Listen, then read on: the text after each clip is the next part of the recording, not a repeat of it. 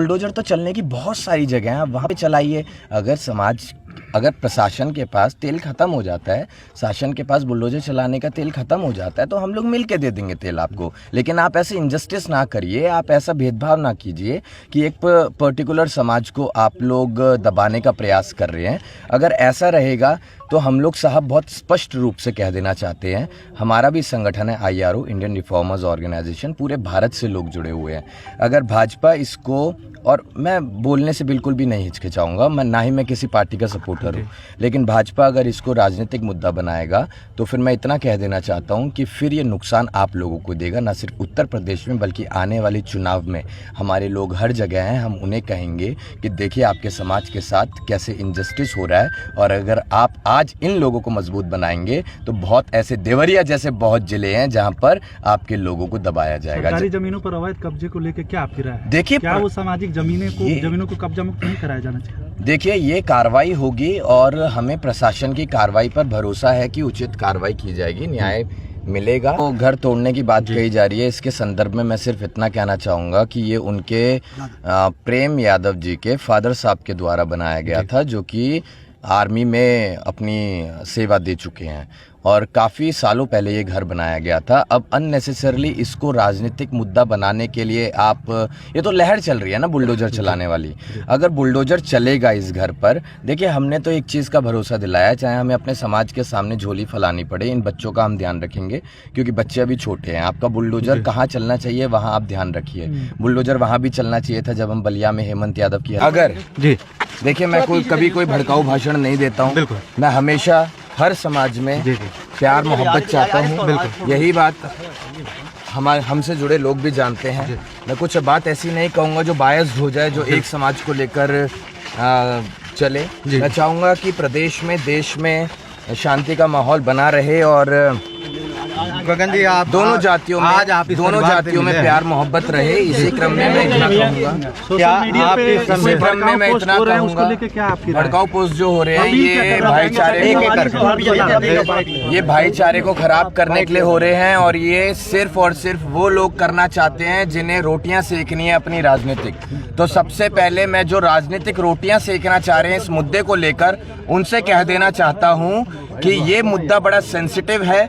किसी ने अपने लोग खोए हैं तो इसको राजनीतिक बिल्कुल ना बनाया जाए, और आप लोगों की भी ये जिम्मेदारी है, मीडिया की। मैं आप लोगों के सामने कह के जा रहा हूँ, कोई आदमी अगर आ रहा है तो कोई ऐसी चीज आप ना दिखाएं बाहर जो कंट्रोवर्सी बन जाए, और जो दो समाज के बीच में भाईचारा। पहले हम नेता नहीं, हम सामाजिक कार्यकर्ता हैं, और इसके लिए मैं कहना चाहूँगा कि ये जो जाति विशेष लड़ाई बनाया जा रहा है इस मुद्दे को, सबसे पहले तो आप इस भड़काऊ बयान से, लोगों के द्वारा जो आपत्तिजनक बातें करी जा रही हैं, किसी विशेष समाज के द्वारा जो किसी को ट्रिगर किया जा रहा है और लोगों को उकसाया जा रहा है, सबसे पहले इस काम को बंद कीजिए।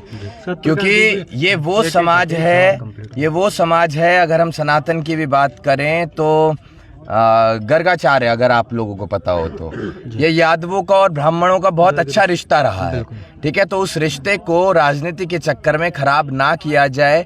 अगर ये खराब होगा तो ना सिर्फ इस जिले में, ना सिर्फ इस प्रदेश में, बल्कि पूरे राष्ट्र में एक जातिवाद का माहौल बनेगा, जिससे हम लोग कभी आगे नहीं पहुंच पाएंगे, हम लोग पीछे ही जाएंगे। सत्यप्रकाश दुबे के पांच लोगों की हत्या हुई, वहां जाएंगे आप? देखिए, मैं आपको एक चीज बता देता हूँ, हम लोगों के ऊपर कम्युनिटी का प्रेशर है, मैं उनके परिवार के लिए भी सांत्वना प्रकट करता हूँ, लेकिन हम लोगों को ये कहा गया कि आप समाज की आवाज़ उठाते हैं, मैं उनके लिए भी यही चीज़ कहूँगा।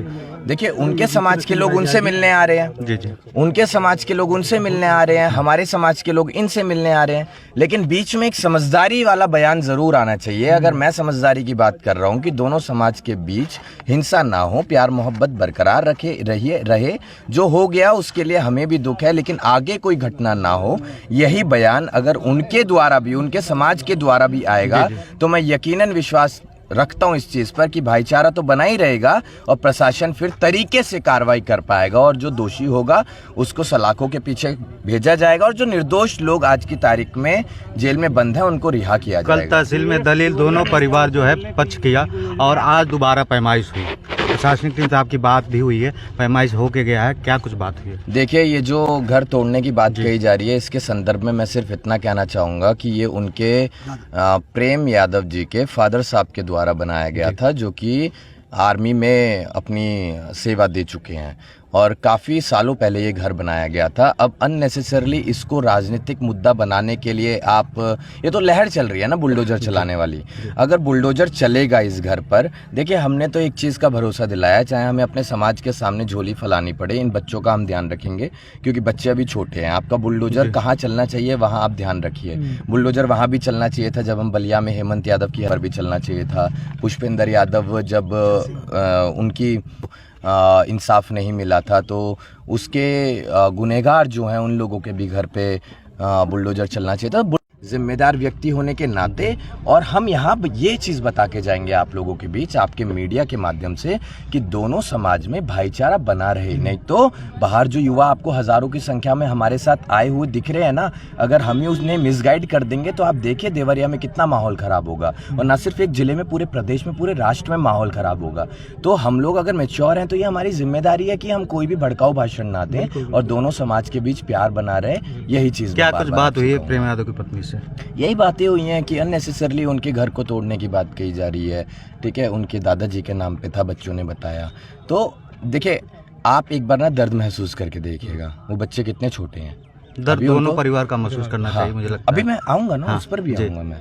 अभी मैं उनसे मिला नहीं हूँ, लेकिन दर्द तो दोनों परिवारों का है। देखिए, अगर आप हमारी वीडियो देखेंगे, पिछली जब हमारा बाइट हुआ था, हम बिहार की यात्रा पे थे 1 से लेकर 8 तारीख तक, तो हमने कहा था कि हम किसी एक विशेष समाज के सपोर्ट में नहीं है। इंसाफ दिलाने का काम, न्याय दिलाने का काम प्रशासन का है। हम लोग सिर्फ अपनी जिम्मेदारी इतनी निभाते हैं कि अगर हमारे समाज के लोगों का भरोसा हमारे ऊपर है तो हम अपने समाज को थोड़ा संभाल कर चलें अभी, कि आप थोड़ा सा न्यूट्रल रहिए। ठीक है, गलती ना हो जाए, आप आवेश में ना आ जाएं, कुछ गड़बड़ ना हो जाए। इनफैक्ट मतलब लास्ट में जाकर होना समझौता ही है, लेकिन समझौते से पहले ऐसा ना हो कि बहुत लोगों को हानि हो जाए, तो हमें दुख होगा उस चीज़ में। अगर हमारे एक भी साथी पर लाठी भी चलती है ना, तो वो हमें दुख देती है, हमें पीड़ा देती है। और यहाँ पर आप देख रहे होंगे हज़ारों लोग जो बाहर इंतज़ार कर रहे हैं, वो उनकी पीड़ा है। अब हमारी जिम्मेदारी है कि हम आपके माध्यम से भी उन्हें समझाएं कि आप आपसी भाईचारा बनाए रखें, और प्रशासन से, शासन से सिर्फ यही कहना चाहेंगे, उचित कार्रवाई कीजिए। आप लोग एक तरफ आप लोग अपना झुकाव मत रखिए।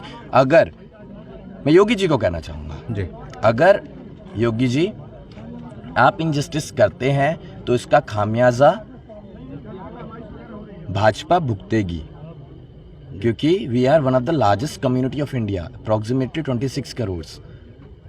हम लोग दम रखते हैं अपने लोगों को समझाने का, फिर मनाने का। और ऐसी हरकतें जो होती हैं जब इंसाफ नहीं मिलता है और जो निर्दोष है उसी को दोषी बनाया जाता है किसी विशेष नेता के द्वारा, तो फिर ये पीड़ा पूरे समाज को देगी, फिर वोट की चोट दी जाएगी। हम नहीं चाहते कि चोट ऐसी दी जाए जिससे कि किसी को खरोच आए या खून निकले। हम अगर चोट देंगे तो फिर वोट देवरिया के इस मामले पे उनके ज़हन में तमाम बातें चल रही हैं। देखिए, देश को अभी रोजगार की, शिक्षा की, चिकित्सा की, युवाओं की बेहतर भविष्य की, आपसी प्रेम, इन सब की ज़रूरत है। हमें डेवलपमेंट करने की ज़रूरत है। अगर इन्हीं हिंसाओं में हम लोग पड़ेंगे तो हमारा दिमाग कभी भी अच्छे से नहीं सोच पाएगा, और हम जातिवाद के चक्कर में अगर पड़ गए, जातिवाद अगर इतना है कि आप अपने समाज के लिए आवाज़ उठा रहे हैं, हक अधिकार के लिए आवाज़ उठा रहे हैं, तो अच्छा है, लेकिन जातिवाद इस तरीके से ना हो जाए कि आप दोषी को निर्दोष साबित करने के लिए अपनी भीड़ को जुटा रहे हैं। सर, न्यायिक प्रक्रिया में कमी कहाँ दिख रही है आपको? न्यायिक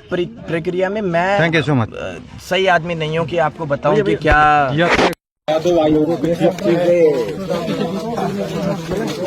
देखिए तो